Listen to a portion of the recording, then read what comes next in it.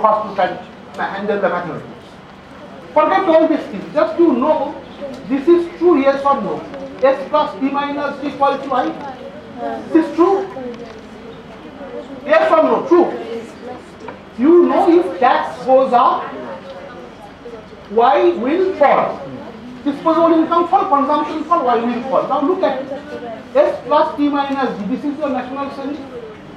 If investment is autonomous, I equal to I bar, will there be any effect on national savings? No. No. Done. If investment is a function of Y, what will happen? Y falls. The investment falls. So what is national saving? Do you require any mathematics? No. This is exactly the point. The point is exactly this. Lot of questions can be simply dealt with by using simple intuition. In fact, 90%. Now, the first area of the focus area. For example, DSE. Lot of questions come from welfare economics. What type of welfare economics? Not the standard case. That the both individuals are convex to the origin in different stars. But what cases? One individual dexterographically prefers X, other individual dexterographically prefers Y. One individual operates with minimum utility function minimum xy, other individual operates with maximum utility function max xy. And again there are, without actually doing a lot of algebra and all that, very easily one can find out the solution to this question. So welfare economics is a first area. Consumer behavior always first area for all these exams. And another thing is DSE in particular, lot of questions come from statistics and econometrics and mathematics. And the DSE mathematics is more difficult than the ISI mathematics. ISI mathematics is basically 11-12 mathematics. DSE mathematics goes beyond the 11-12 mathematics. So this is one has to understand, and lot of questions come from econometrics. And once again let me tell you, this is in fact a discomfort area for our students, particularly the Calcutta University students, that they are not good at economics. So struggle a lot. Even they go to Jadavpur University, they never teach the two variable CLRM, because Jadavpur undergraduate course has two variable CLRM, they straight away go to 10 variable CLRM. So point is that, so econometrics and two variable CLRM questions will not be coming so much in DS. The questions will be more than two variable, three variable at least.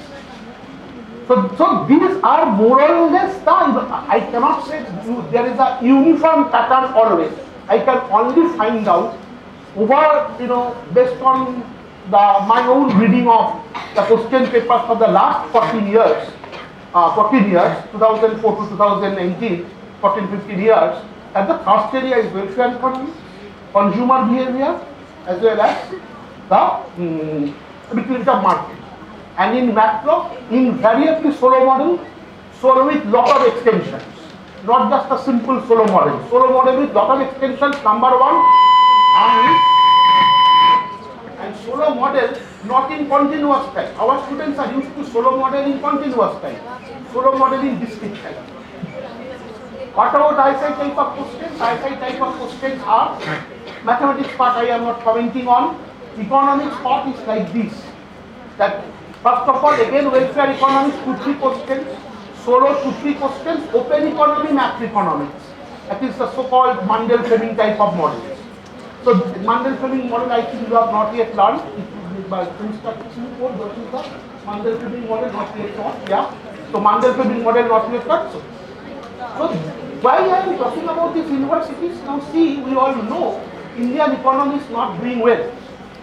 There are definitely slowdown blues around. Despite the fact, what is the lowest salary that the ISI student after completing the third semester is getting? I am talking about lowest salary. That is 16 plus. Think of the age, 23, 24. And the top salary is 22 lakhs. So that means immediately after completing their post-graduation, they are placed in the corporate world. But what corporate world? Not the corporate world that I was talking about. Basically analytics. Corporate world that is, but basically analytics. Now see, if you find that these exams are very tough for you, you may not crack, is that the end of road? See, the road never ends. There exist multitude of opportunities. Of course, if Indian economy is facing a sort of crisis, but you have to generate your own opportunities in a given crisis scenario.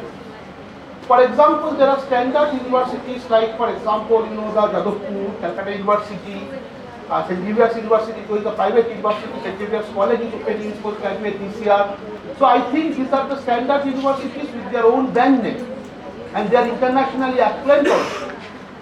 Now, so that means what I am saying that what actually at the undergraduate level you require is a deep understanding of a subject, and this deep understanding requires also not a nerdish approach. Read a textbook, try to solve as many problems as you can, and have a group study. Now these days people do not do group study a lot. If you do a group study, then actually what happens is that within your own peers, then the general ability for skill formation somehow improves. So this is certain things that I would like to share with you. And options abroad, just go to Google and find out options abroad. But options in India for postgraduate studies are like this one. Last but not the least, one has to understand that one has to love his career. I am not saying at your age, particularly when I am at Jadavpur University, I cannot afford to in fact say that you have to be a careerist. Then there will be a hope for all. So only thing I can tell you is that to love your career. That doesn't mean you have to be a careerist.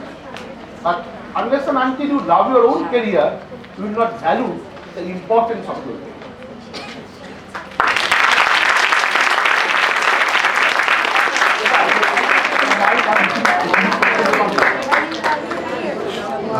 Thank you. Raise your hands. I am taking up the question. Raise your hands, friends.